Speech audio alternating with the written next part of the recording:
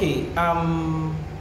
Number one, we are looking at the psychological drama and psychological effects that this has actually caused a 7-year-old child here. You know, at age 7 you did that, and it came back again after 7 years again. So we're talking about the psychological damage this has actually done. That's one. Two, we're talking about what's it called? We're talking about definitely several things have actually taking place, what they call psychologically in the mind of this child for several years and all. Thank God she even opened up to Princess and what they call and tell her and what called this and this and this and it's what happened. Do you know what it was taking her to some other courage to talk? Some people don't even talk. They don't have that courage to talk. What if she didn't talk? What do you think would have happened to her for the rest of her life? Not talking to someone that she's actually staying with, and who would she be able to even talk to? That is someone that she's that close to, if not even Princess, if she has not even spoken to Princess. I'm talking about the damage that this has done. So I'm okay, fine, maybe just we should forgive him, this and that. So I just believe that, what's it called? Yes, everybody deserves a second chance. But, I think what's it called? Yes, he came out to apologize, yes, which is actually, it is okay, it is normal. So I believe, what's it called?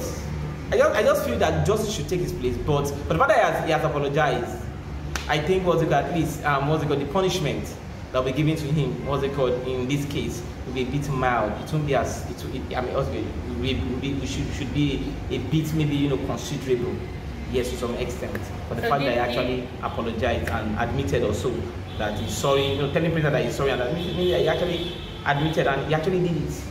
So I think maybe also some consideration should be given in the area of punishment or something. So don't you think this is going to encourage other people out there that rape people to just apologize and get it mild? That is another thing. That's why I was so careful of the choice of words I was trying to choose. Because I use the word consideration. Now, using the word consideration means that consideration means that there are different, consideration. Okay, fine.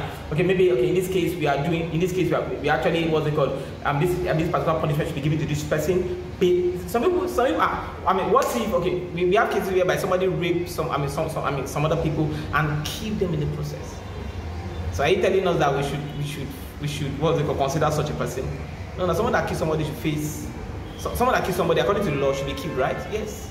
And this one is, thank God, it's not a death case. It didn't lead to death or something. So and again, he came to apologize. So I think I think his own issue. There are cases to this thing. There are gravity to these things. I think his own issue is not as deep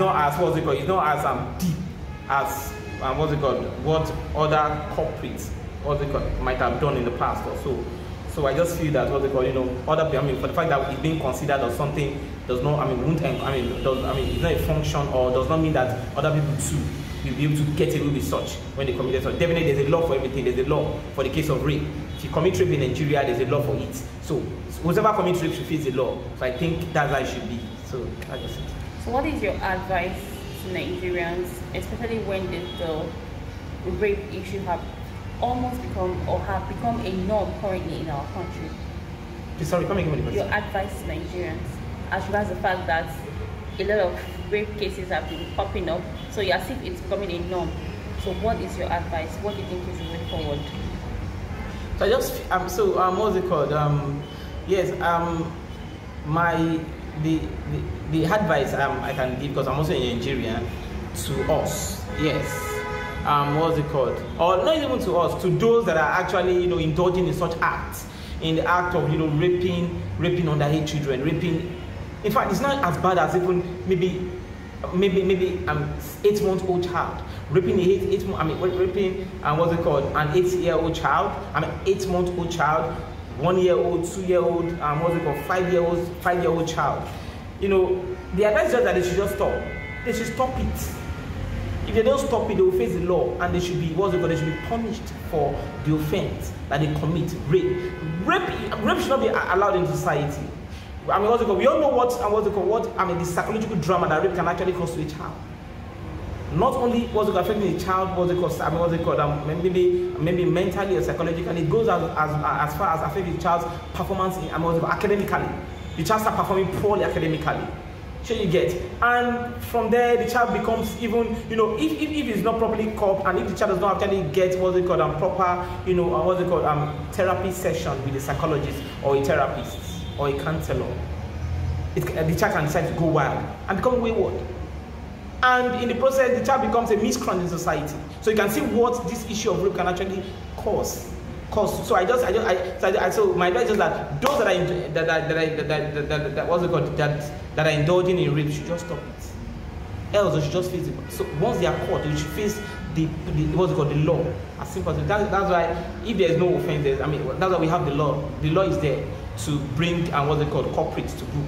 Whenever they commit an offense, they should face the law. So I believe those that are actually involved in rape should face the law squarely. As a result of this, I think the issue of rape will become yes, hopefully it's something that will be something that